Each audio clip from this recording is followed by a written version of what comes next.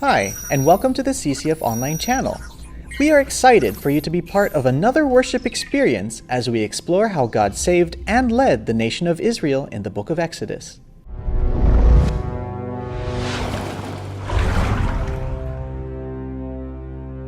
We pray that what you learn here today will deepen your relationship with Jesus. Enjoy the message. My name is Mark Ko. I'm here to testify on what God has done and is still doing in my life. I grew up in what I believed a normal Chinese-Filipino household. We are well off and respected by other families because of my grandfather's achievements and in different organizations and foundations. It made me proud that our family name was well known in our community. We were financially blessed and we lived a comfortable life. People around us thought we were a perfect family. The truth is, I grew up in a chaotic household because of the relationship of my parents. My siblings and I would often witness our parents fighting. Eventually, I became disrespectful by shouting at my mother and saying hurtful words to my father. I also became disrespectful of others. I refused to submit to authority, thinking that I'm better than them. My anger and bitterness took toll on my body. My blood had abnormal levels of creatinine, indicating my kidneys were almost not functional. I stopped working for a few months to undergo dialysis and had a kidney transplant. I didn't have anyone to share what I really felt inside. But by God's grace, a family friend of ours gave me a book by Rick Warren entitled Purpose-Driven Life. I learned that life is not about me, but about a God who loves me and has a purpose for my life. That I'm made for eternal things and my real home is in heaven. Thus, I discovered why I can't seem to be really satisfied and happy in this world, even if I have all the things I needed and wanted in my life. I thought I knew God by then. But a few weeks after finishing the book, and without a guide and a community, I got back to my old self. Years passed, I got married and had my first child. I thought everything would be perfect. I didn't realize that my feelings of anger and bitterness would affect my own family. My focus was to provide and earn lots of money because I thought it would give my family joy. I was wrong. My wife and I often fought in front of our son, much like my parents did. We tried to fix our relationship, but nothing worked for us. I got to the point that I told my wife to go back to her family and didn't want to come home anymore. Then a friend of mine invited me to CCF St. Francis. I went and attended with my wife. After the service, I felt peace in my heart. Because of this, attending Sunday service became a regular practice for us. We started to attend seminars and joined a discipleship group. However, even while we were attending Sunday service and our D group regularly, I was living in sin. I was even in an adulterous relationship at that time. I was just a churchgoer. No real change has taken place in my life. On one Sunday service, I was enlightened when the pastor said that a lot of Christians don't take God seriously. It dawned on me that I really don't love God, but because I love my sin more. I asked myself, if I am really a Christian, why don't I follow Christ? By God's grace, I began to read and study God's Word for the very first time. Reading God's Word gave me the fire and understanding in knowing Him more. The more I got to know Him, the more I fell in love and slowly began to surrender my life to Him. In my quiet time, God reminded me of who He is.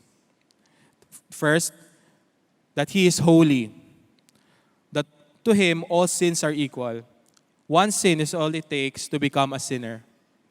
Second, He is just. That I deserve to be separated from God because I violated His laws. And third, He is love. That if I deserve eternal separation, God still loves and always pursues me. That He gave Jesus Christ, His only Son, to come down from heaven to save me and be the payment for my sins, so I can be made perfect and acceptable to God.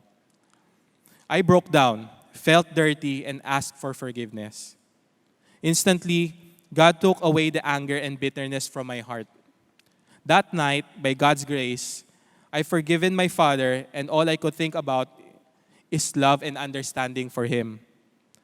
I felt light and at peace.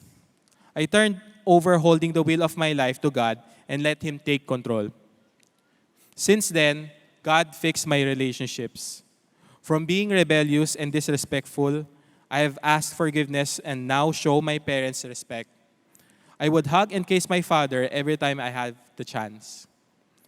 From a failing marriage, my wife is now my best friend. We are now closer and more intimate than ever. We are also homeschooling our 2 children. From an ordinary churchgoer, I am blessed to volunteer in an ushering ministry and leading a Bible study with my mother and brother. And from being angry and bitter all the time to seeing God's marvelous works of love in awe and appreciation. I'm still a work in progress, but I'm so blessed that God is still working in me. Through my kidney failure and a successful kidney transplant, God humbled and gave me a newfound purpose in life. He also gave me a spiritual family through my D group who inspires and shows me God's love. I am secure that even if all else fails, my Father in heaven will never leave me or forsake me. This is my life story, and to God be all the honor and glory. Praise the Lord. Yun po yung ating pong pasanin, yun ang ating panalangin para po sa ministeryong ito, that we may see lives being transformed as they come to know Jesus Christ. Amen po. Tayo pong lahat ay tumayo, tayo po ay manalangin. Let's pray for Mark. Talagang samahan siya ng Panginoon Diyos, and praise God also dahil si Mark did not grow by himself. No? Siya po ay kasama na isang D group.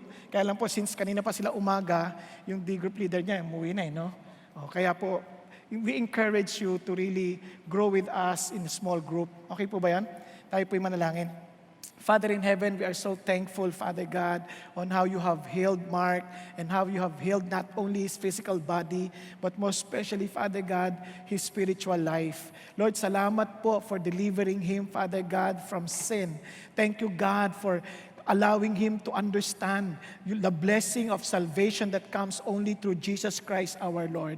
At hiningi po namin, Panginoon Diyos, that his testimony will allow also to bring more people to your very presence, O God, that they too will experience you, Jesus. I pray to protect him, O God. I pray to protect his family. I pray, Father in heaven, to use him mightily, Father God, for your kingdom. And thank you, Lord God, for allowing his life to be a picture, O God, of love that comes from you. Thank you, Lord God, that indeed as you have fixed his relationship with you, you also have fixed, Father God, his relationship with his parents, Father God, with his wife, and with the whole family. Thank you, Jesus, for your faithfulness. Continue to uphold the life and the work that you have started in him. Thank you, Jesus. Thank you, Lord. Allow him to be fruitful, Father God, in his life. Thank you, Jesus. And Lord, we also lift up to you, Father God, our brethren who are suffering, Father God. They are being persecuted from different places, oh God. And thank you even, Father God, for giving us the privilege of worshiping you in this very comfortable place, Father. Lord, hinihingi lang po namin, aming Ama, to strengthen our brethren wherever they are, oh God. At alam niyo po kung ano mga bansa yon. Alam niyo po yung mga bansa, Panginoon, na inuusig sila dahil sa kanilang pananampalataya. Alalahanin niyo sila, Panginoon Diyos. Tulungan niyo sila, aming Ama, that they will not give up, Father God, on the faith that they have received from you. At gayon din, Panginoon, hinihingi po namin na kumilos din kayo sa bansa namin, aming Ama. Hinihingi po namin, Panginoon, to allow your people to to be effective lights and salt, O God, of this country, Father God. Na Panginoon, yung amin pong mga reklamong dilim, mga reklamong kabulukan sa sistema, dalangin ko po ito'y maayos, Panginoon, at tunay pang mapigilan aming Ama dahil sa mga mananampalataya ninyo. Hiningi po namin, Father God, maging kami sa isang lupo ng mga mananampalatayang ito, aming Ama, dito sa CCF. I pray that you may find us faithful, Father God, influencing our country, Father God, to righteousness. At Panginoon, hiningi po rin namin, O Diyos, to allow us, Father God, to walk faithfully to the calling of holiness, O God. At Panginoon, hiningi rin po namin to allow your Spirit to move freely in our midst this afternoon. Cause, allow your name to be exalted. Allow your will, Father God, to be done among us, O God. Thank you, Jesus. And Lord, speak to us, O Lord, as we study your word. In Jesus' mighty name we pray. Amen, amen, and amen. Thank you, Mark. Praise God, praise God. Praise the Lord. Magandang hapon po sa inyo. Pakibati niyo po yung katabi niyo na magandang hapon.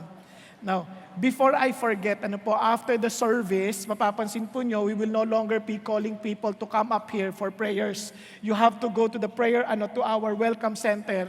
Tapos doon sa 4th floor, meron din. Kung meron kayong, if you want to be prayed over, doon po kayo pupunta. Okay po ba sa inyo? Kasi minsan po sa dami ho nagpapapray, nag-aabot-abot po yung services. So, at mas komportable po kung doon po tayo. Okay po? Praise God. Tayo po'y magpapatuloy na sa ating series, sa ating pag-aaral ng Exodus. Praise God for this book. This book really pictures our spiritual journey. Tingnan po natin ulit, mabilisan lamang po. Sabi natin, this book spoke about slavery, then salvation, then sanctification.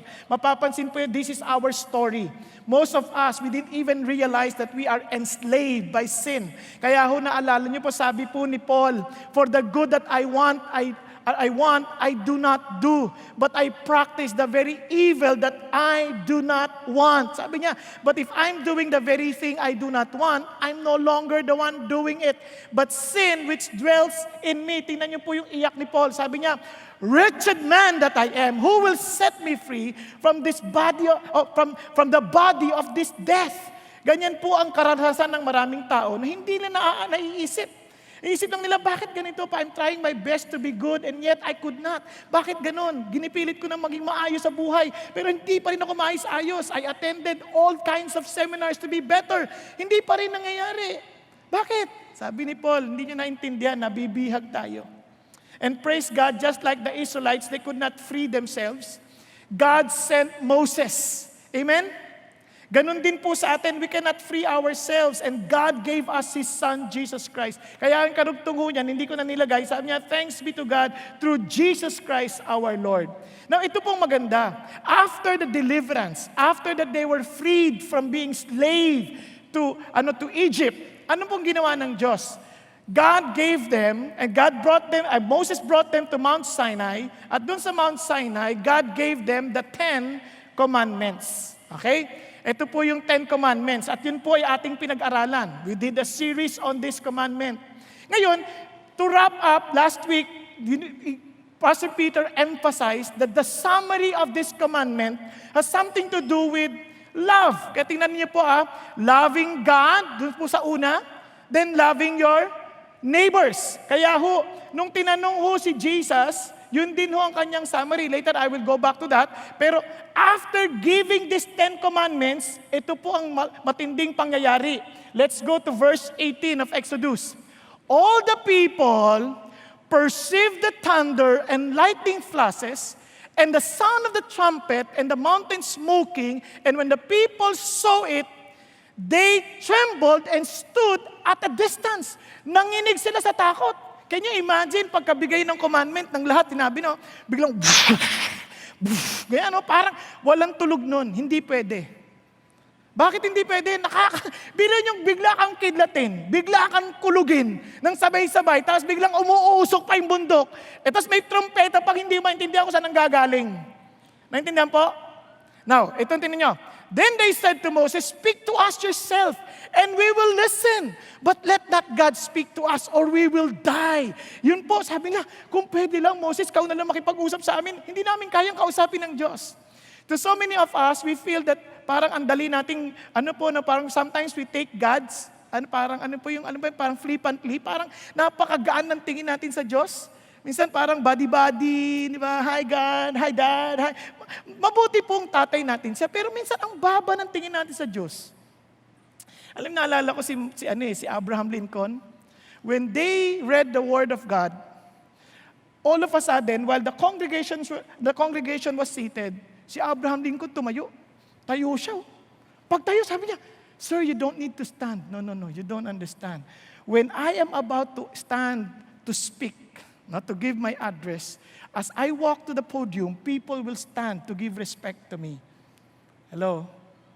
Andiyan pa ba kayo? Sabi niya, paglalakad na ako tatayo doon, tatayo yung tao para igalang ako.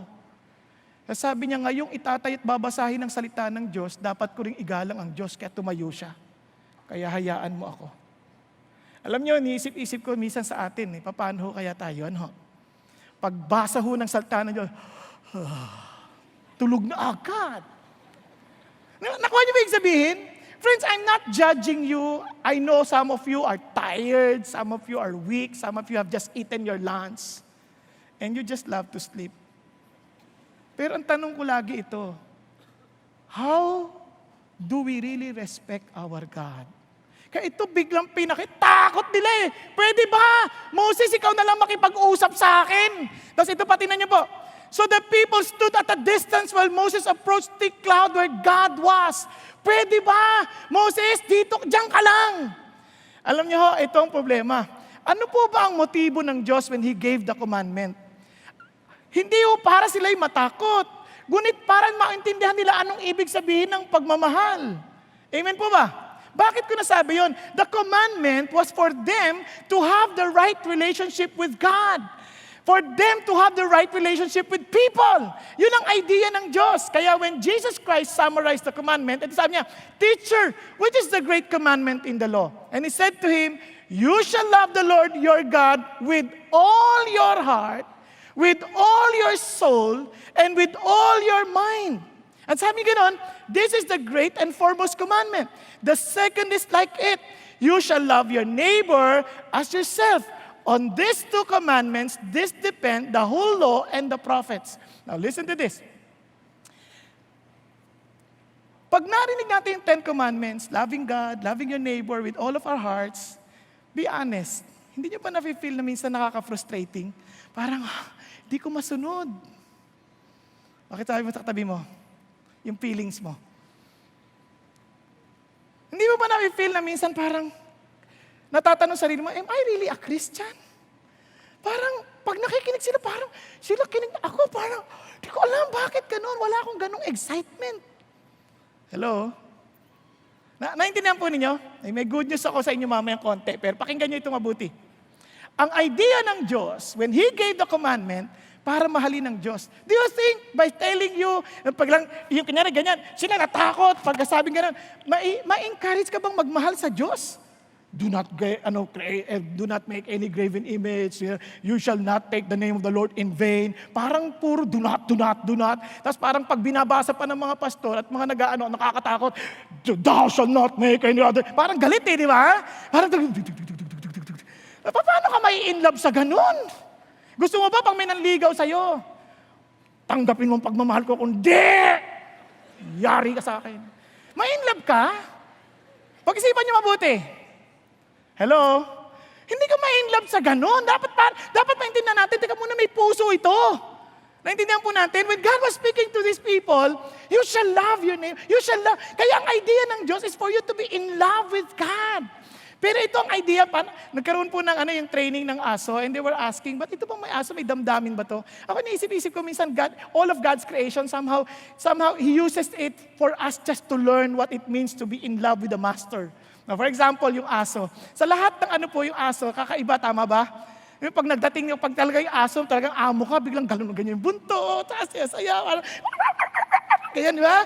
Tapos minsan, di ba, minsan mga amo pa nga, ang titigas, yung parang galit na galit, pag ginasampayan na gano'n, biglang tatadyakan, ganyan, di ba? Pero, mamaya, balik na naman. Pero ibang-iba, di ba? Pero, the moment na na-realize nila, parang yung aso, talagang sobrang mahal na mahal sila ng amo. Anong palatandaan na yung aso nagre-respond ng tama? Sabi nila sa pag-aaral, malalaman mo yung aso na intindihan niya yung pagmamahal mo kapag naiwan mo yung pinto na walang bantay, hindi aalis hanggat hindi ka dumarating. Lupit, no? Hello? Ngayon tanong, kung sakaling ganyan ka, wala ang Panginoong Diyos, will you still obey? Yan ang test ng pagmamahal. Minsan kasi, sandaling sabihin, I love you, susunod ako sa'yo, pero pag wala ka na, ting, himala. Di ba? Tama? Kaya ang idea ng Diyos ito, dapat, so we'll go to the part of love God, love others. Tandaan niyo yung word, likewise, when you love your neighbor, you are to love your neighbor with all of your heart, soul, and mind. Tama? Same. Sabi niya, likewise. Bakit? Kasi, ito yan pag-isipan niyo mabuti. You cannot love your neighbor if you do not love yourself. Tama ba? Kasi love your neighbor as you love yourself. You do not really love yourself if you do not love God. Naintindihan natin? Kasi may kulang. You cannot say, kasi maraming tao, they thought they love the people. Kaya magpapa-birthday, for example, magkukuha ng mga orphans, papakainin birthday. Pero in reality, hindi nila dahil mahal nila yung kapitbahay or yung tao. Mahal nila sobra yung sarili nila, so they want to earn merits para ma-earn yung merits para matiyak nila, langit sila. Hello? Andiyan pa kayo? Pero wala rin silang pagtatanong kung ano yung gusto ng Diyos because they don't really love the Lord. Ang kanila lang, I want to make sure that everything is fine with me. So sa madaling salita, hindi mo talaga mahal. Kasi Cassie, ganda-ganda yung nag-seminar sa atin, si Cassie. Sabi niya parang ganito yan, parang manliligaw. Di ba nagkagusto ka anyari sa babae. Sexy siya. Ting, check. Mahal ko to. Di ba? Ang ganda ng kilay. Ting, check. I love this woman. Ganyan, I love this lady. Check yan. Just grabing kong kumain, ang hinhin. Hindi makaubos ang isang order. Check! Nakakatuwa. Di ba? Basta hindi nagsasalita. Grabe. Talagang matahimik. Check nga. Ang talino. Check. Nung napangasawa mo na-discover mo. Ang lakas kumain. X. Sayang to, kinakain lahat. X. Tapos ang lumaki katawan. X. Di ba? Tapos biglang sasabihin na, hindi, akala mo tahimik. Nag-iipon lang pala ng sasabihin. Pagdating sa bahay, sinasabi lahat. X. Tapos sobrang talino, hindi nagkakamali. Ikaw ang laging mukhang mali. X. Ngayon gusto mo nang hiwalayan. Tama? Bakit? Hindi mo talaga siya mahal. Mahal mo lang yung sarili mo. Because you want someone that will satisfy you, not someone that you want to enhance. Amen? Hello? Kaya doon natin alam na, hindi natin mahal. Paano? Paano natin mamahalin? Naintindihan po natin? Paano natin mamahalin yung bagay na yan? Now, listen to this. Bakit nandiyan na yan? Okay, eto. Hindi natin kayang magmahal kung hindi natin maintindihan ng ating structure. Ano ba yung all sa atin? Ano yung all? Body and spirit. Amen? Kaya mayroong soul na tinatawag. Love God with all of your soul, with all of your heart, may feelings, with all of your mind. Lahat ng pag-isip, sinama mo na. Pero may isang reality na hindi naintindihan ng tao. Kaya none of us can do that kasi we were dead in our trespasses and sin. Saan dead? We are dead spiritually. Hello? Naintindihan, sabi niya, in which you were formerly walk according to the course of this world, according to the prince of the power of the air, of the spirit that's now working in the sons of disobedience. Among them, we too all formerly lived in the lust of our flesh, indulging the desires of the flesh and of the mind, and were by nature children of wrath, even as the rest. Naintindihan niyo po kung ano sinasabi ni Paul dito? Apart from Jesus, you are spiritually dead. So how can you love God with all of your soul? Tararara. Naintindihan? How can you? Kasi lahat yan, we will always just satisfy the lust of our flesh. Lahat ng gawin natin, ganun lang. Walang totoong pagmamahal na maibibigay tayo sa Diyos at sa ating kapwa hanggat patay tayo sa Espiritu. Naintindihan po natin? Kaya para mangyari yan, tingnan niyo po. But God, I praise the Lord, hallelujah. But God, being rich in mercy, because of His great love with which He loved us, even when we were dead in our transgression, made us alive together with Christ. Maliban tayo buhay kay Kristo, hindi natin to kakayanin, tingnan niyo, and raise us up with Him and seated us with Him in the heavenly places in Christ Jesus, so that in the ages to come, He might show the surpassing riches of His grace and kindness toward us in Christ Jesus. Lahat ng yan na kay Kristo. Now listen to this. For by grace, you have been saved through faith, and that not of yourself. It is the gift of God. Kasi never natin maa-apply yung 10 Commandments kung tayo lang. We're dead. Kaya lang sa awa ng Diyos, niligtas niya tayo sa pananampalataya kay Kristo. At tingnan yung resulta, for we are His workmanship, created in Christ Jesus for good works. O di ba yun naman po ang epekto pag sumunod at sa 10 utos? Tama ba? And the prophets? Tama po ba? Hello? Pag hindi ka nagnakaw, mabuti ba yon? Andiyan pa kayo? Pag hindi ka nangalunya, mabuti? Ano ba yan ang sinasabi niya? Which God prepared beforehand so that we would walk in them. Kaya ito po ang idea ni Paul. Sabi niya, therefore, if anyone is in Christ, he is a new creation. The old things pass away, behold, new things have come. So anong issue dito? In order for you and me to obey or to love God and others, we need to be a new creature. Pakisabi sa tabi mo, bago ka na bang nilalang? Are you a new creature? Or a creature? Hindi yung Grimm Are you a new creature? Are you new in Christ? Are you one with Jesus? Bakit? You can never be a new creation if you are not one with Jesus. Bakit po? Kasi Jesus alone fulfilled the law. Wala sa atin. Hello, andiyan pa kayo? Lahat tayo, hindi. Pakisabi sa katabi mo, si Jesus lang ang naka-fulfill ng law. Ayaw mo sabihin, wala ka bang malasakit sa katabi mo, ha? Wala kang pagmamahal sa kapwa. Hindi, sabihin mo lang, bakit ko kailangan sabihin? Bakit mo kailangan pa sabihin para magising siya? Alang-alang sa iyo. Tatandaan mo, mahal na mahal tayo ng Diyos. Hindi natin kaya. Hindi natin kayang punuin. Kaya ako akala ng maraming tao, gagawin ko to. This is the only hope I have to follow the 10 Commandments that I would be acceptable before God. You're wrong. You can't. Because you can't follow the 10 Commandments. I will love my neighbor. You can't. Because you're selfish. Only unless you are one with Jesus.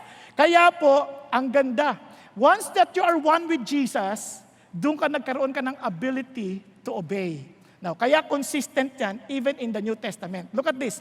Prior to giving the 10 Commandments, let's just review. Retract sandali. Pagdating natin sa Exodus 19, itong sinabi, you yourselves have seen what I did to Egypt, how I carried you on eagle's wings and brought you to myself.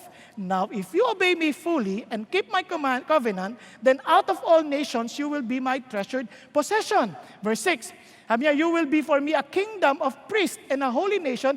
These are the words you are to speak to the Israelites. So pagdating sa chapter 20, sabi niya, these are the 10 Commandments. So listen to this. Bago niya binigay yung 10 Commandments, ano muna sinasabi ng Diyos? Pag-isipan niyo mabuti. I carried you. Parang eagle that carried you with my eagle's wings. Ano ibig sabihin niyan? Ang ibig sabihin niyan ganito.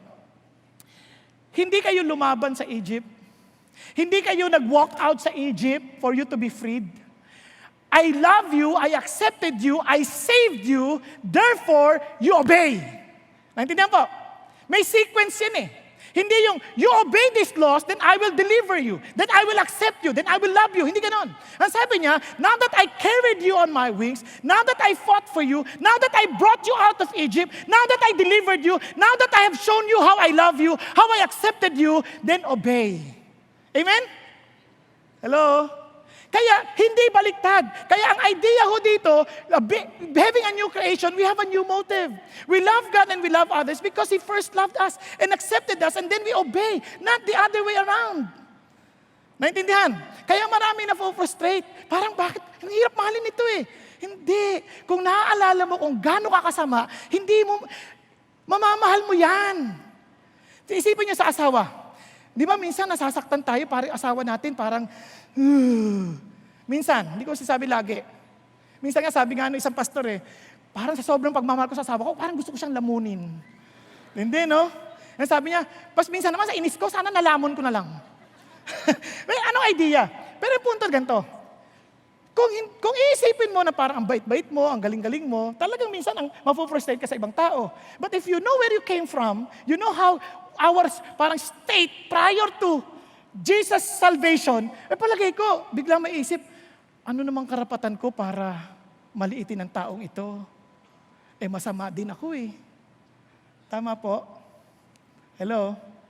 Tingnan niyo yung katabi niyo. Sabi mo sa kanya, masama din ako. Niligtas ako ni Jesus. Ba't hindi mo masabi? Kala mo, mabait ka, no? Kala niya mabait siya Naman sabi sa kanya, alam mo, masama rin ako. Kaya naintindihan kita kung gaano ka kasama.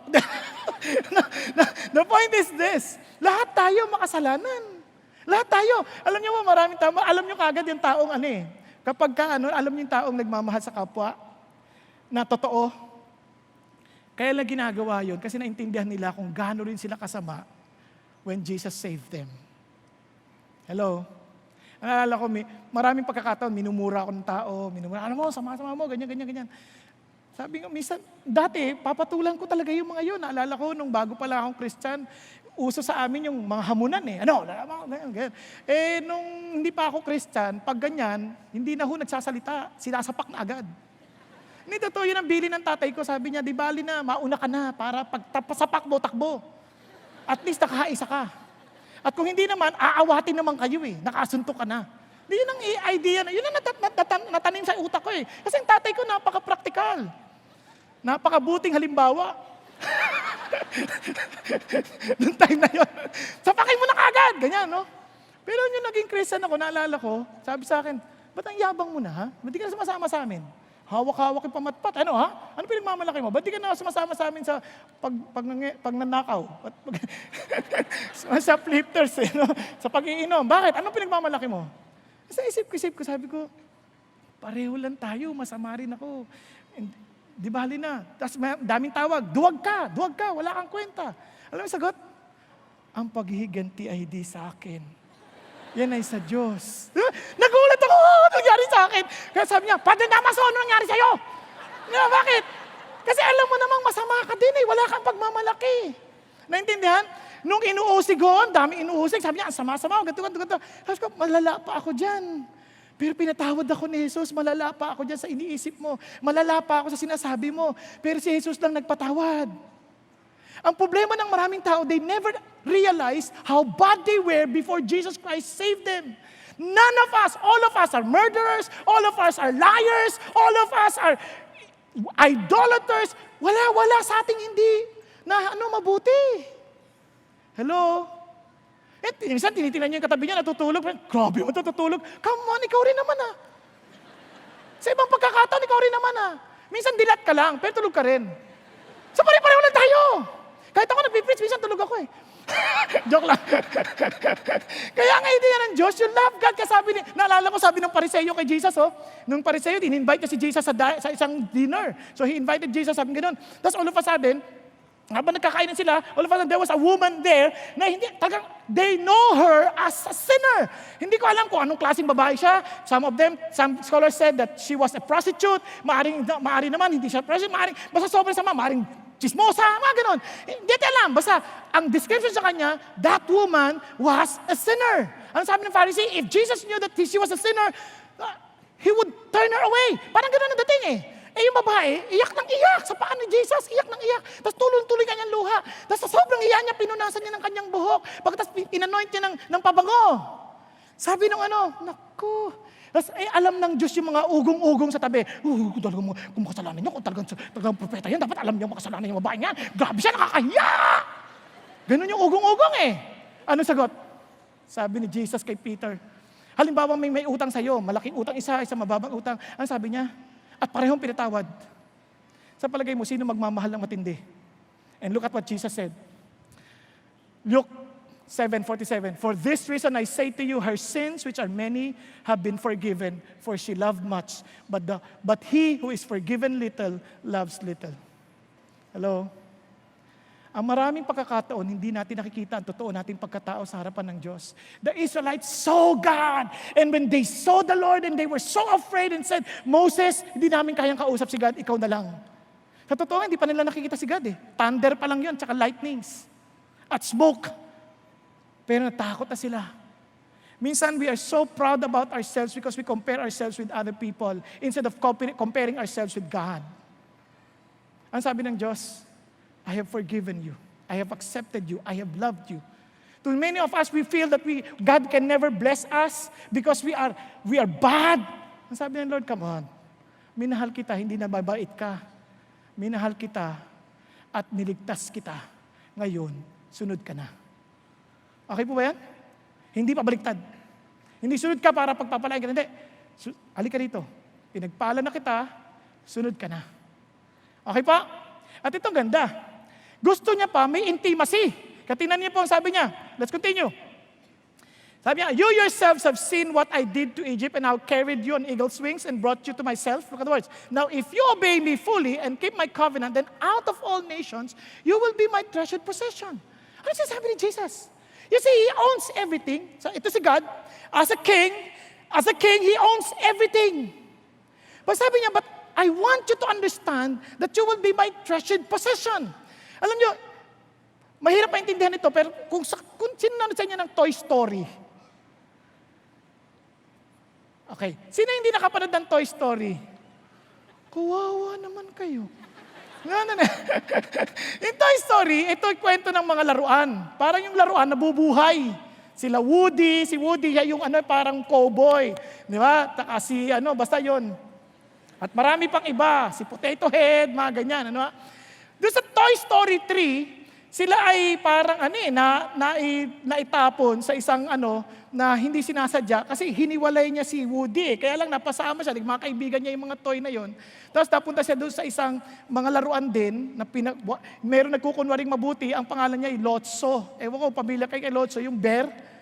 Para siyang lots of hug, ang tawag kasi doon bear. Lots of hug bear. Kaya ang kanyang palayaw, Lotso. Okay? Ito na. Si Lotso, feeling niya, he was rejected by his yung master, kaya wala siyang pagmamahal. Pero si Woody, sobrang kanyang taas ng kanyang pananampalataya doon sa kanyang boss, sa kanyang owner, si Andy. Kaya nga may tatak pa sa sa sapatos niya, Andy, no? Ano sasabi niya? Hindi siya nawawalan ng pag-asa. He will do everything just because he wants to please his master, Andy. And he trusted so much his master na hindi sila basta pababayaan. Tama? Alam niyo, nung pinanonood ko yun, it may be parang, wow, corny naman, parang may laruan, may buhay. But it speaks so much about us. Parang may theology siya na parang we all are created by God. He owns everything, and yet, He treasured this person. Parang ito, parang pinili ka niya, parang ikaw, lika. Anong pangalan niyo po, Nay? Ano po? Telma. Nasabi niya, Telma, you know what? If you follow me, if you trust me, come on, I will consider my treasured possession. You will be my treasured possession. Kahit na pag-aari ko silang lahat, you will be so special that you will sense how I love you. Amen po? Kasi kahit pag-aari niya lahat ng bayan, pero kayo, iba kayo. You are my treasured possession. Yun ang ibig sabihin. So ikaw naman, because you have you have life. You have life, you have feelings, parang you can think, parang yung storya ng mga Toy Story na nag-iisip, may pakiramdam, parang you want such form of intimacy with your master na ang desire mo is to find joy of the master as your strength. Yun ang ibig sabihin dito. Sabi niya, I want you to obey so that you would really sense my love for you. Parang halimbawa, nangligaw, sino may asawa dito magkatabi? Mag-asawa? Kayo, halimbawa, si Wilson, no? Wilson and Len, tama ba ako? Si Wilson and Len, mag-asawa. Kaya sabi ni Wilson, alam mo, Len, sa dami ng babae dito, ikaw ang gusto ko. Ikaw ang gusto kong makasama. Sabi ni Len, ewan ko sa'yo. Busted! Kahit ano pang pagmamahal na gustong i-offer ni Wilson, hindi niya mararanasan. Tama ba? Ngayon ito, sabihin na natin, sinagot naman niya. Sabi niya, hindi, tanggap ko yung pagmamahal mo. Ang problema, rebelde. Pagdating sa bahay, hindi submissive. Laging galit. Pag may sabi si Wilson, Len, pwede mo ba akong ipaghanda ng coffee? Ikaw na, tanda mo na eh. Ang dami kong ginagawa. Parang, siyempre, yung Wilson, ano mararamdaman mo? Little by little, he will feel so distant and say, grabe tong asawa ko iba to Nakuha ninyo? Naintindihan natin? Ganon din sa anak. Parang kapag hindi masunurin, they could not sense yung pangangalaga mo. Kahit na gusto mo, mayroong barrier. Yun ang sinasabi ng Diyos. Sabi niya, no, if you will just trust my heart as I've given you this commandment, you would sense how I treasure you. You would feel that you are so special to me. Kaya alam niyo po, yun ang gusto ng mangyari ng Diyos dito. Eh sabi ng Panginoon Diyos, you see, when God tells us, this is what He was saying, we have a new pursuit. His joy is our strength. Yung love God, as in love, in order to experience being God's treasured possession. God wants you to love Him with all of your heart. God wants Him to love your neighbor, other people. Kasi bakit? That you would sense how I care for you, how I love you. Then you would sense na ako nag-iingat sa iyo. Isipin niyo mabuti Kunyari magmamahal ka sa kapwa. Pag-isipan niyo mabuti. Nakita mo yung pangangailangan niya. Then hindi mo alam paano mo tutulungan dahil wala ka din. But you trusted the Lord, with the little things that I have, Lord, I am willing to sacrifice. Binigay mo. Then you would be surprised on how God will do a miracle to provide for your own need. Hello?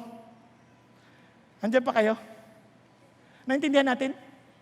Naalala ko, ito lang, para lang, hindi po sa to, na sobrang blessed ako sa Lord. Bakit po? When I was still a new Christian, sobrang gusto ko maglingkod sa Diyos. Ngayon alam niyo po, meron akong pedicab. Bisikleta muna. Treasured possession ko yan, bike. Nag-challenge yung church. Nagagawa ng prayer mountain. Binigay ko yung bike. Sabi ko, Lord, ito lang po may bibigay ko para sa iyo. So, I obeyed because I want that place to be built. Sabi na, kaya, alam niyo, surprisingly, the Lord, so all of a sudden, pag ilan lang panahon, binless ako, naging pedicab. Pedicab! Di ba lumaki na yon from bike to pedicab? 3 na gulong. Ang amazing si God. So after a while, sinanay sa lito ng Diyos, ibigay mo yung pedicab na yan. Binigay ko ulit yung pedicab para makatulong sa ibang tao. Alam mo, pinagtanan ng Diyos ulit. Ginawang owner na jeep. Meron na. Pero nakakatawa yung owner kasi lumulusot yung preno. So inayos. Alam niyo, ito pa, hindi pala, yun parang pera. Ito pa, nakakatawa yung pera. Pag preno mo, nauuna yung hood, buminto. Nalalaglag. Kasi, kunin mo. Balik na naman. Pero we're so happy. Tapos, naalala ko pa, nasa traffic light. Ayaw mandar. Palapit na yung pulis. Naku, nandiyan na. Lord, tulungan mo ako. Nandiyan yung pulis. Nung malapit na, mandar. Hallelujah. Bye-bye. But again, alam niyo, there was a miracle. After miracle, you will see how God works. Di ba nakakatawa yun? Tapos hiningi ng Diyos yun. Alam mo, ginawa ng Diyos, pinalta na naman. Palit ng palit. Ngayon po, anday ko na sasakyan. Hindi naman yung marami na sense na meron. Asawa ko, meron ako. Bakit? God is so faithful. Ba't ko nasabi yun? Kasi nakita mo yun, as you are loving God with all of your heart, as you are loving others with all of your heart, then you will also see how God cares for you and listen to your prayers and you would sense that you're so special to God. Naintindihan po?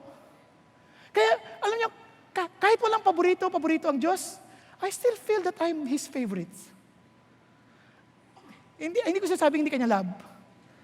Ang sinabi ko, I just feel, Lord, thank you that I can sense that I'm so special to you. Naintindihan niyo po yung sabihin? And I pray for every one of us that somehow this reality would come to your, as in, would be evident in your life. And people around you will say, wow, you're so special to God. Napansin niyo ba kahit sa opisina, alam niyo, pag-pray mo ako, alam ko malapit ka kay God eh. Pag-pray mo ako. Napansin niyo ba yun? Di ba, sama naman kung sa kanya, sabihin, uy, may problema ka ba? Pag-pray kita, wag na. Malayo ka kay God. Diba, hindi sinasagot prayers mo. Mainitin ang ulo mo. Ang tamad-tamad mo sa trabaho. Sino to? Diba? Nakuha niyo yung sabihin? Kasi yun ang challenge eh. Kaya, yung mga tao sa paligid mo, wow, ang sarap ng pakiramdam. Bakit? Your office mates, the people around you will say, alam mo, Christian ka pag-pray mo naman kami Kasi alam ko ang lapit mo kay God Tama, mali? Hello? Pero kung nakikita ka, lasing ka ng lasing, alam mo, I'm born again. I love the Lord. May lalapit para magpa-pray? Forget it.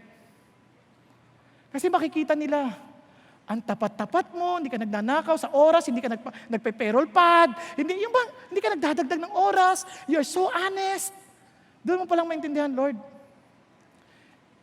you are my treasured possession. You have considered me so special to you.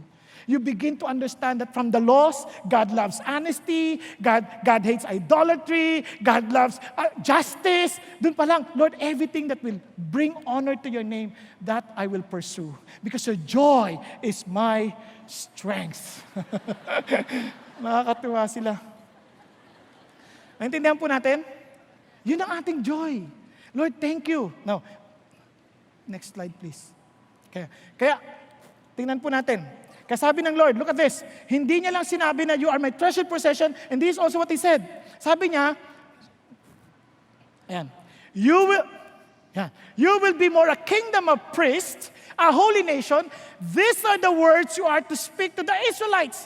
The reason why I'm going to give you this commandment, because you are different. You have a new identity. You are not only my treasured possession, but you are distinct from the rest.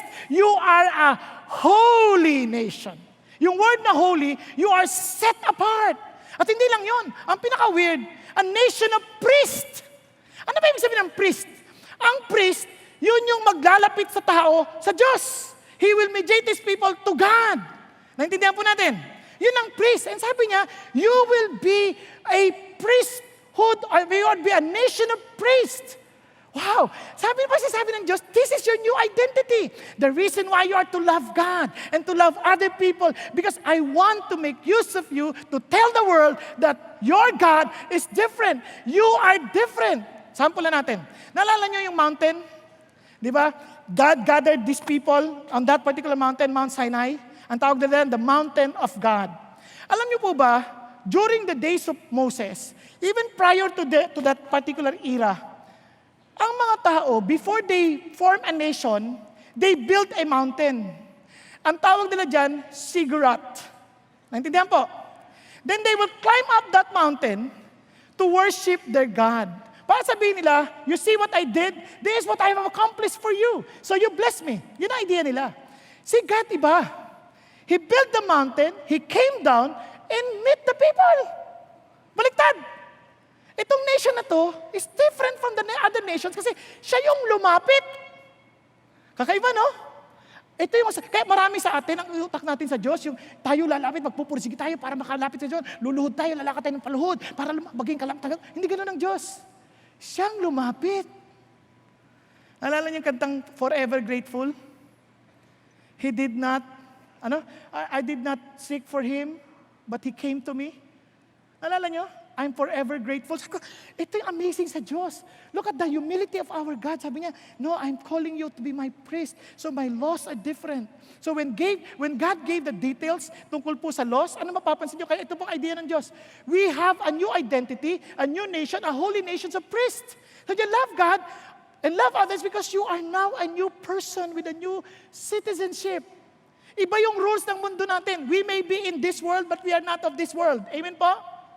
Ulitin ko. Nandito tayo sa mundo, pero hindi yun ang ating batas na sinusunod.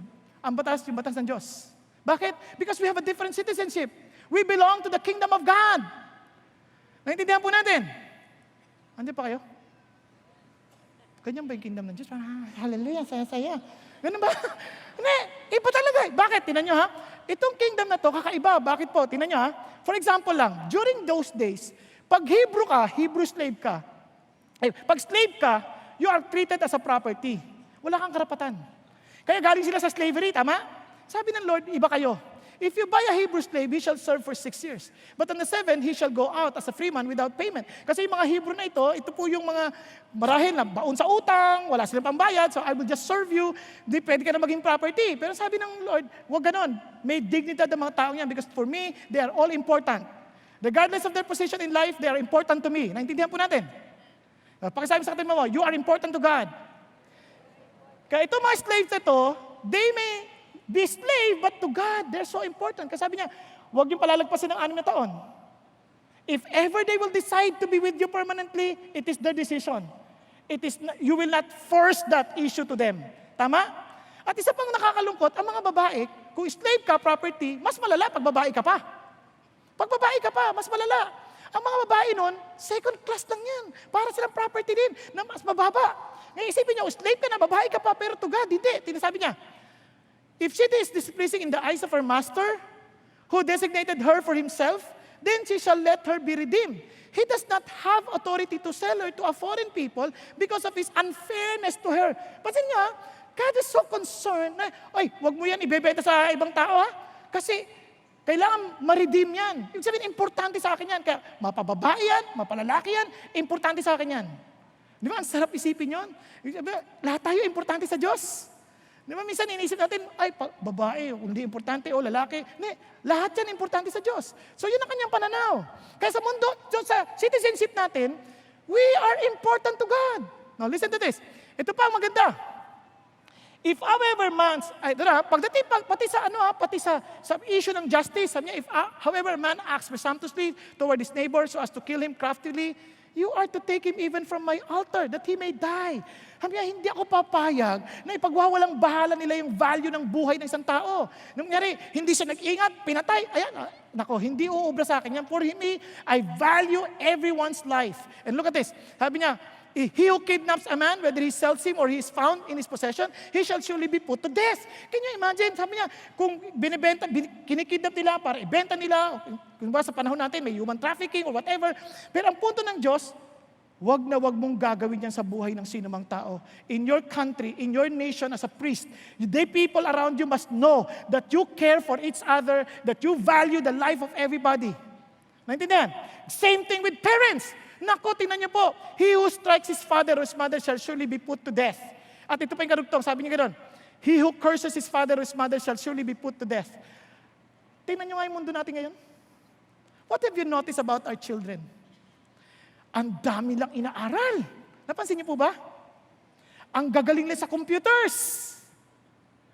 At minsan ang tingin nila sa mga magulang, hindi marunong. Ang tingin sa magulang, stupido. Ang tingin sa magulang, walang alam. Hello? Kaya minsan kung magsalta yung mga bata, ano ba mama? Hindi mo naintindihan ginagawa mo. Kita mo lang ginawa ko, ha? Sabi ko, grabe. Sa atin hindi. Kahit ano pang natutunan mo anak, kahit ano pang talino mo anak, you respect your parents. Sa panahon nilang time na yon, pugot ulo ka, patay ka. Kaya sumpay mo lang tatay mo, patay ka na kagad. Nung panahon na yon. Isipin nyo kung panahon natin ngayon yan, ginagawa dito sa bansa natin yan, ubos ang kabataan. Bakit? Ang kabataan, kanta pa lang eh. Kanta pa lang, kabastos na. Papa, don't preach, I'm in love. Kanta pa lang, malabo na eh. Wala nang galang sa magulang eh. Basta sabi sa magulang, wag mo akong panangangaralan ha, in love ako. Huwag ka makikialam sa damdamin ko. Parang ganun sasabi mo eh. Ano ka ba? Wala ka pa nga makain, humingi ka pa ng baon sa magulang mo eh.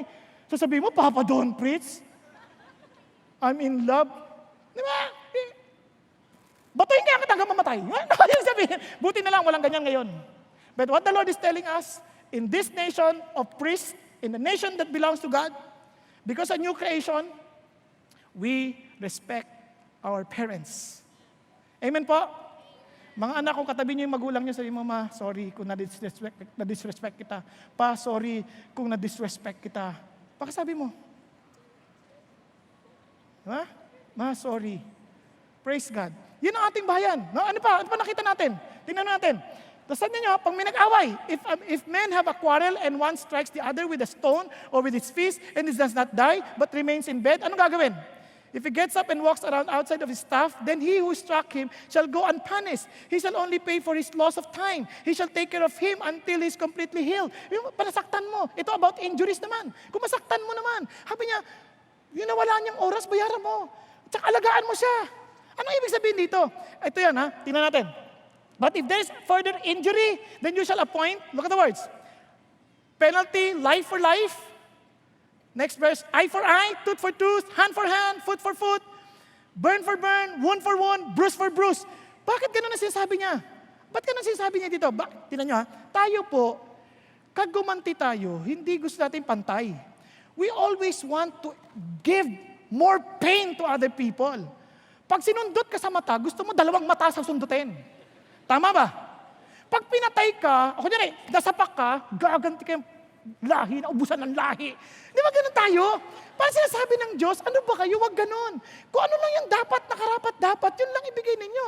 Kung life for life, in fact, sa New Testament, hindi na nga ganun eh. Pag sinampal ka sa kanan, ibigay mo yung kaliwa. Hindi bigyan ng kaliwa. Ibigay ang kaliwa. Magkaiba. Kasi iba eh. Lord, sinapak niya ako sa kanan. Pag tumama sa gitna to, lagot siya sa akin. Hindi naman yun ang issue rito eh. Ang issue rito is what is just you. Ano na yung tama? Ito ay full of justice. Yan ang punto ng Lord. In this citizenship, you are to practice justice. You are to practice mercy. You are to practice humility. Amen? Iba yung rules. Now, look at this. Hindi lang yun. Bawal ang, hindi mabuti. Hindi mabuti ang hindi nag-iingat. If a man opens a pit or digs a pit and does not cover it over and an ox or donkey falls into it, ano sabi niya? If a fire breaks out and spreads to thorn bushes, lahat pati yan. Sabi niya, surely make restitution. Nakasunog ka, nakahulog ka ng tao, naghukay ka, hindi mo. Sabi niya, kailangan mong pagbayaran. Ano pinupunto ng Diyos? Dito sa nation na ito, nag-iingat tayo dahil nag-iisip tayo ng malasakit sa ibang tao. Tama? Alam niyo po ba, kahit sa service na ito, tingnan niyo katabi niyo, paalala mo sa kanya, kapatid, huwag kang mag-iiwan ng chewing gum sa ilalim. Biruin niyo, dito tayo na lang. Minsan yung chewing gum na sa ilalim, iniwan.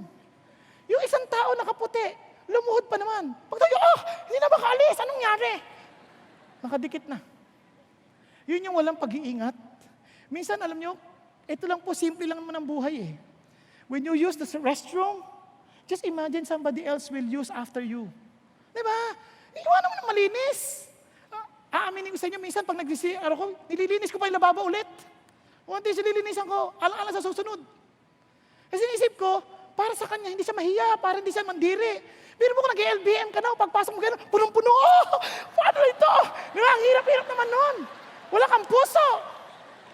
Yun ang sinasabi ng Diyos, in this nation, we care for each other.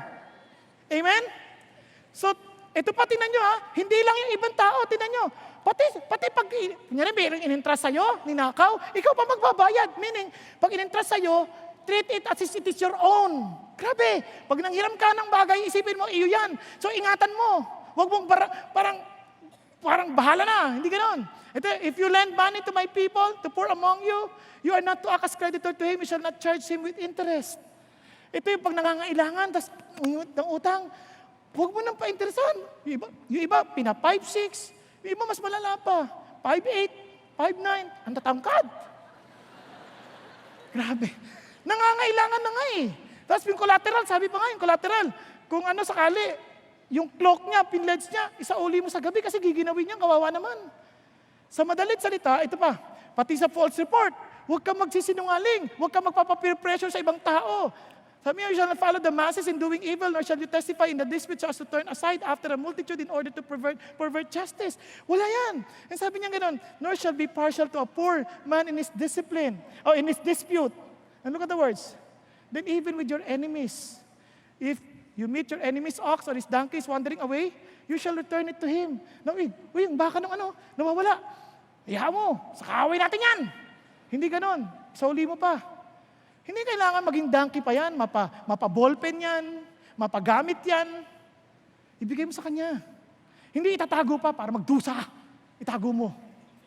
Di ba? At ito pa masama, kapag nakita mo pa yung donkey niya na parang hirap na hirap dahil sa daming bigat na balaho, ano sabi? Tulungan mo. Huwag mong sabihin, kaaway ko yan, bahala sa buhay niya. Hindi ganon. Sa madalit salita, treat others as you want to be treated. Amen? That's the rule of our nation.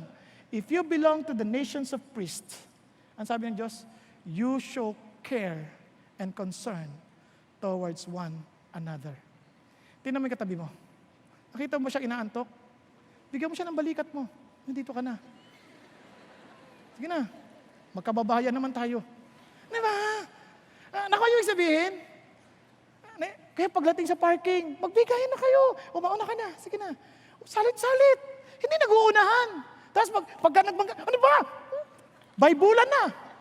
Wala mag ganon. Christian tayo eh. How would they know we're different?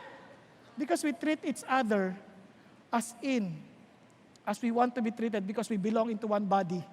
Nakita niyo po ba? Meron ba kayo nakita na yung kanang kamay nagalit sa kaliwa, ginugulpi kaliwa? Sino nasaktan? Pareho. Ikaw rin masasaktan. Dahil tayo magkasabahagi sa isang katawan, we belong to one nation, we care for each other. We care for the left hand if it's in pain. Ang sakit, anong ginagawa ng kanang kamay? Automatically, hinihimas, hinihipa ng bibig, minsan dinidilaan pa kung mainit. Di ba? And that is exactly what God expects of us. Now, look at this. But you are a chosen race, a royal priesthood, a holy nation, a people for God's own possession, so that you may proclaim the excellencies of Him who has called you out of darkness into His marvelous light. Paano yan? Sabi ng Bible, you were once not a people, but now you are the people of God. You have not received mercy, but now you have received mercy. So, sabi niya, Beloved, I urge you as aliens and strangers to abstain from fleshly lusts which wage war against the soul. And sabi niya gano'n, kaya importante ito, hindi na yun to satisfy ourselves. Always be of service, showing mercy as we have received mercy from God. Amen? And now, let's continue. Mabilis na lang.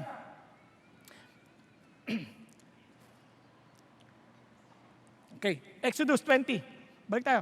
Look at this. When God gave the commandment, the first thing that He said is this, I am the Lord your God who brought you out of Egypt, out of the land of slavery. You shall have no other gods before me. What have you noticed to God? Hindi niya lagi sabi, you have no other gods, you shall not make any graven image. Wala mo nang ganon. Ang unang sinabi, I am the Lord your God. Bakit importante yun? Who brought you out of Egypt. Bakit importante yun? Kasi ang puso natin, ang desire nating lahat, kung wala yung ugnayan na yun sa Diyos, all of the rest of the commandment would be so burdensome. Amen po. Kaya naalala ko yung babae, naglilingkod siya, ay asawa niya, pinalilista lahat ng gagawin. So pagising ng umaga, oy, magplansya ka na, oy, ganyan. Naku, kawawa yung babae, parang alipin. May listahan pa, dala-dala niya para alam niya yung sunod-sunod. Until yung asawa namatay. Siyempre, ano pa aasahan mo? Lagi mo inapi yung babae, mamamatay ka kaagad. Inisip niya, ano yun? Di namatay. So to make the long story short, nag-asawa ulit. Sobrang mahal na mahal siya ng lalaki. Inaalagaan siya, minamahal siya. Surprisingly, itong babae, talagang pinaglilingkuran niya asawa niya. Dahil sobrang pagmamahal niya, parang sa kanyang puso niya, this is the heart of my husband. Alam niyo, as he was, parang, nagwawalis. Napulot niya yung papel. Ay, ito yung papel. Sabi niya, alam mo, ginagawa ko to nang wala na yung papel sa asawa ko dahil mahal na mahal ko siya. Sa madalit salita, ganito yan. If you do lie, it is simply because you don't love God. Tama? Pati pag disorganized ka sa oras, hindi ka makarating sa time, hindi dahil sa hindi ka marunong time management. Ang totoo niyan, yung approval ng tao, yung men's approval, naging Diyos-Diyosan mo. Kasi hindi mo mahal si God. Kaya minsan nagsisinungaling tayo, nagnanakaw tayo, because sometimes we do not give to others, we cannot be generous. Why? Because we feel that our wealth is our security. Nawala na yung heart natin sa Diyos.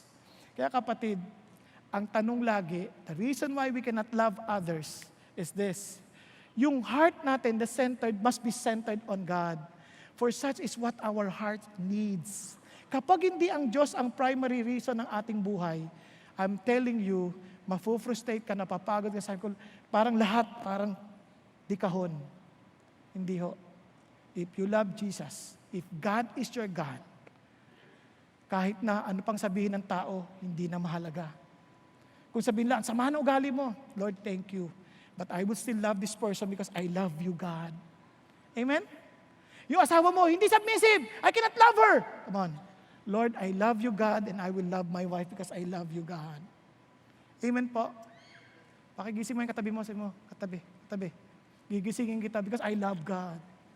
And I love you, brother. Tama ba? Hindi ikaw yun. Ito, dito. Sorry. Dito. Maintindihan natin? Last. Now, let's continue. Kaya, look at this. Kaya yung law tells us talaga ito yun. Sabi ni Jesus, look at this. 21 please. Hindi ko kasi nagko-coordinate itong dalawa. He who has my commandments and keeps them is the one who loves me. And he who loves me will be loved by my Father, and I will love him and will disclose myself to him. Friends, if we love Jesus, ano gagawin natin?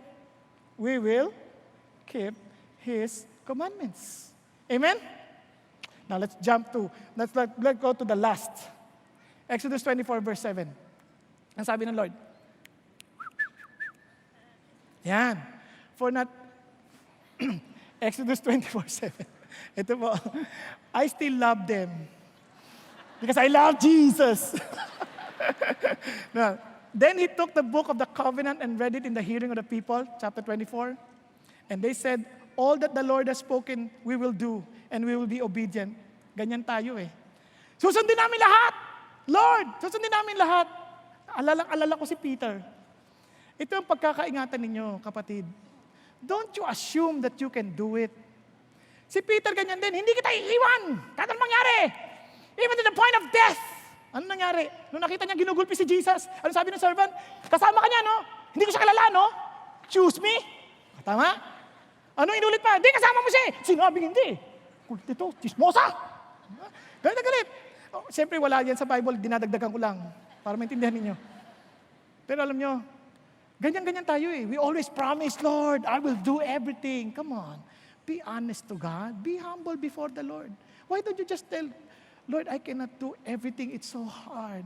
My heart cannot do it. But pwede mo naman sabihin yan eh.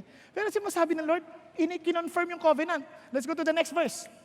So Moses took the blood and sprinkled it on the people and said, behold the blood of the covenant which the Lord had made with you in accordance with all these words. Alam niyo ba yung covenant na yon? Hahatiin yung hayop. I-sprinkle yung dugo sa kanila. Para sabihin sa kanila, if you don't obey, you will all be dead. Just like these animals. Yan ang sinasabi niya. Ganun mag-confirm ng covenant. Now look at this. Then Moses went up with Aaron, Nadab, and Abihu, and 70 of the elders of Israel. Dinala sila Lord sa mountain, and they saw the God of Israel. They didn't see the face of God. They just saw maybe the feet, and under his feet there appeared to be a pavement of sapphire as clear as the sky itself. Grabe, patay sana sila. Yet he did not stretch out his hand against the nobles of the sons of Israel, and they saw God, and they ate and drank. Itong amazing sa Lord. The blood that was placed upon them, parang kinover sila nung sin. The animals had to die for them to be covered. Kahit na hindi nila kaya, sabi ng Lord, hindi nyo kaya, but you see, I have to do something to cover you dahil alam kong hindi nyo kakayanin. And alam niyo po ba, Jesus Christ fulfilled exactly this scenario in order for all of us to be acceptable before the Lord. No amount of promise before God. Na sasabihin mo, Lord, I will promise that I will follow you, I will obey you. Hindi ganun ang blessing ng Diyos. Ano sasabi ng Diyos? You enter into my covenant believing that Jesus Christ did what you cannot. Naintindihan po natin. And this is what He said. Look at this. We have a new covenant with Jesus. So we love God and love others because this is a sign of being part of the new covenant we have with Jesus. Ano sabi ng Lord? Tingnan nyo ha? Luke 20:22. And when he had taken some bread and given thanks, a picture exactly of drinking. Kasi yung drinking na yan, yung drinking and eating, yung hospital, sabi niya, we're friends. Come on, we're friends. And that is exactly what Jesus said. Sabi niya, and he broke it and gave to them, saying, this is my body, which is given for you. Do this in remembrance of me. Then verse 20, and in the same way he took the cup after they had eaten, saying, this cup which is poured out for you is the new covenant in my blood. Anong ibig sabihin ng Diyos? Friends, it was made clear before us. We cannot promise anything na magagawa natin at masusunod natin lahat. But one thing for sure, sabi ni Lord, you are with my new covenant. If you belong to Jesus. Ano yung covenant na yon? Hebrews 10. This is the covenant that I will make with them. After those days, says the Lord, I will put my laws upon their heart, and on their mind I will write them. And sabi niya, he then says, and their sins and their lawless deeds I will remember no more. Now where there is forgiveness of these things, there is no longer any offering for sin. Wala na ibang paraan para mapatawad tayo, only with the blood of Jesus. And look at this. And sabi niya, verse 19, therefore, brethren, since we have confidence to enter the holy place by the blood of Jesus, by a new and living way which He inaugurated for us through the veil that is His flesh, the verse 21, and since we have a great priest over the house of God, let us draw near with a sincere heart in full assurance of faith, having our hearts sprinkled clean from an evil conscience and our bodies washed with pure water. What is the Lord telling us? Ano sabi ng Diyos sa atin? Mga kapatid, only through Jesus, be sincere. Huwag mo sabihin, Lord, gagawin ko lahat, promise. Come on, be sincere. You can't. Only through Jesus. Ito ang promise ni God. If you are one with Jesus, being a new creation, all your lawless deeds has been forgiven. Kaya, mapapansin niyo, sometimes, pag sabihin natin, Lord, I promise, susunod na ako, tapos mag-fail ka. Ano sinasabi ng Lord? Bangon ka na ulit, anak. Hindi mo kailangan magpatuloy dyan. Halika na rito. Naalala niyo po yung Golden Bridge?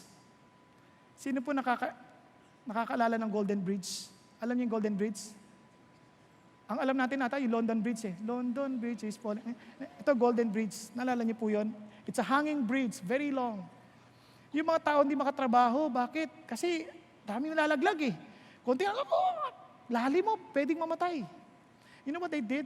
They put a safety net. So that everyone who would fall would come back again to work with confidence, doing exactly what they were called to do. Yun ang ating calling sa Diyos. God placed that safety net and said, here's my blood. I will catch you when you fall. Just keep on doing what God tells you to do. Maring mo sabi mo, Lord, dami kong pagkukulang, dahil kong pagkakamali. Anak, I have paid for that. So come. Be honest. Kaya iba sa atin, ayaw mag-pray, kasi isip natin, di tayo papakinggan ng Diyos. Come on. Don't come to God with your righteousness. Come to God with His righteousness. So we pray in Jesus' name. Amen? Amen po? Let me end. Alam niyo, hindi natin kayang baguhin ang ating sarili.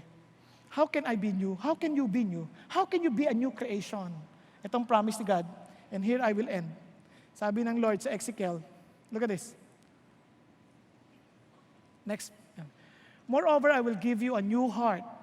Put a new spirit within you, and I will remove the heart of stone from your flesh and give you a heart of flesh. Verse 27. I will put my spirit within you. You see?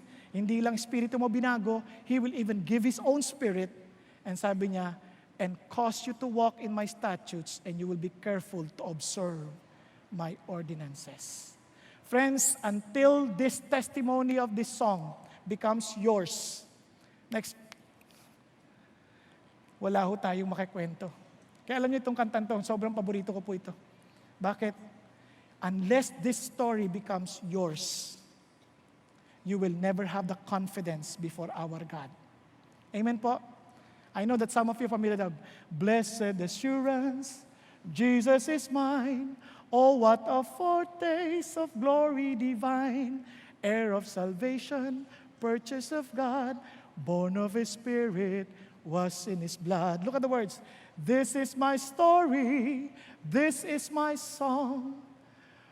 Praising my Savior all the day long. This is my story, this is my song, praising my Savior all the day long. Yun ang dahilan, kapatid. Why are you so excited every Sunday? Why? Lord, this is my story. This is my song. That's why I hope that most of you are excited to praise God. Why? This is my story. This is my song.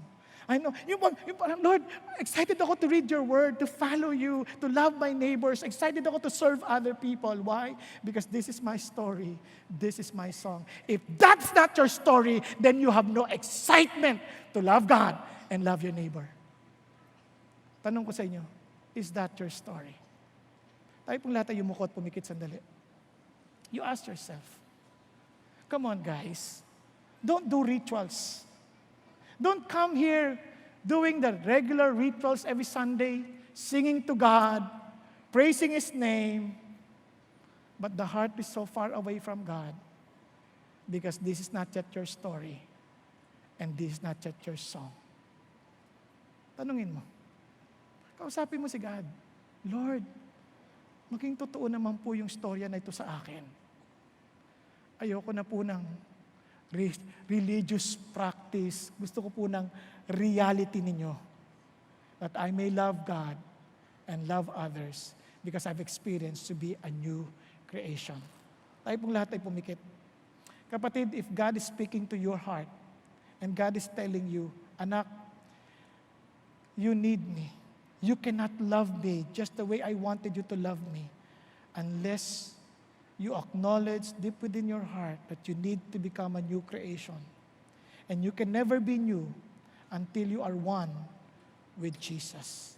And acknowledge that you need Jesus in your life. At kung ikaw naman ay matagal ng Christian and you claim to be a Christian, a follower of Jesus, friends, God is telling you, come on, you obey, trust my heart, believe me, you follow my instruction, that you may experience the joy of being a treasured possession of the King of Kings and the Lord of Lords. Thank you, God. Thank you, Jesus. Kapatid, if God is speaking to you to submit yourself to Jesus, why don't you tell Jesus, Jesus, forgive me. I've been trying to become better, trying to be close to you by my own strength. And now I acknowledge that I cannot do it. I cannot love you with all of my heart, with all of my soul, with all of my mind. I cannot also do the same with my neighbors, with other people. Because I am so selfish, I'm spiritually dead, I'm only satisfying my own flesh. So Lord Jesus, I come to you now, and I give myself to you, and allow the new heart and new spirit and your spirit to be at work in me, to be upon me, that I may do what you require of me, O God. Thank you, Jesus, for dying on the cross for my sin. And thank you that you rose again from the dead to give me a new life, that I can also declare with confidence that I no longer live, but Christ who lives in me. Thank you, Jesus, for loving me as I am. And thank you, Jesus, that you will transform me to become a person that you wanted me to become. Thank you, Jesus. Thank you, Lord. And Father in heaven, I pray for every one of us here in this place, for every family we represent, O God. I pray, Father God, that we may truly come before you with confidence, with a sincere heart, that knowing, Lord Jesus, that we obey because we love you, because you first loved us, O God. And I pray, Lord, that you will fill our hearts with excitement to love you with everything that we have, with the new spirit that we have, with the new heart that we have, and Father God, with the very Holy Spirit that you have given us, that we may also love others as you have loved us, O God, that people around us may know that we are your disciples. Thank you, God. Dismiss us, Father God, with your blessings. In Jesus' mighty name, amen, amen, and amen. God bless you. Praise God for the message. It's part of our worship service to give to the Lord. So if the Lord is impressing in your heart to give, we have our tithe boxes situated around the sanctuary for your convenience. Let's sing this last song together.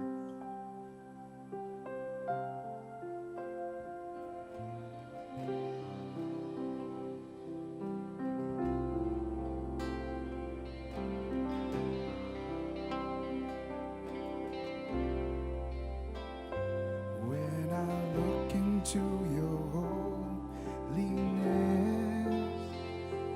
when I gaze into your loveliness, when all things that surround become shadows in the light of you,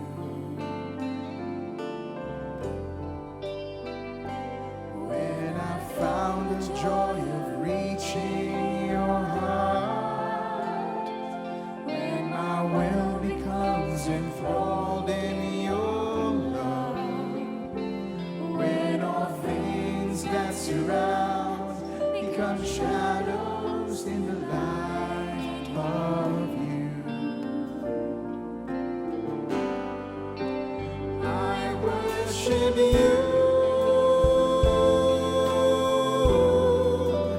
I worship you.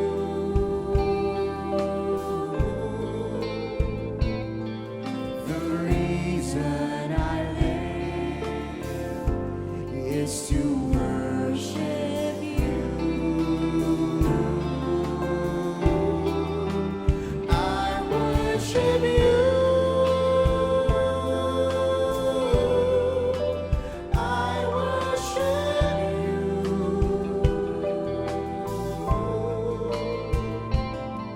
The reason I live is to worship you.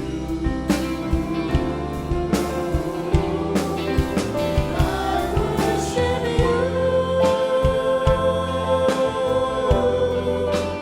I worship you.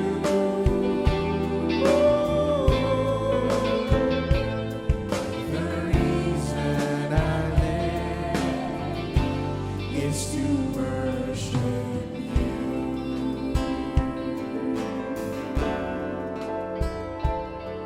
The reason I live is to worship you. Praise God. Jumpstart your spiritual journey by joining an online or offline small group. Go to ccf.org.ph/dgroup. Worship together with us via live stream here at 9 a.m., 12 noon, or 3 p.m. Philippine Standard Time. Join us at stream.ccf.org.ph. Want to find a CCF near you? Check us out at ccf.org.ph/locations. We are so excited you were able to join us today. God bless and see you next time.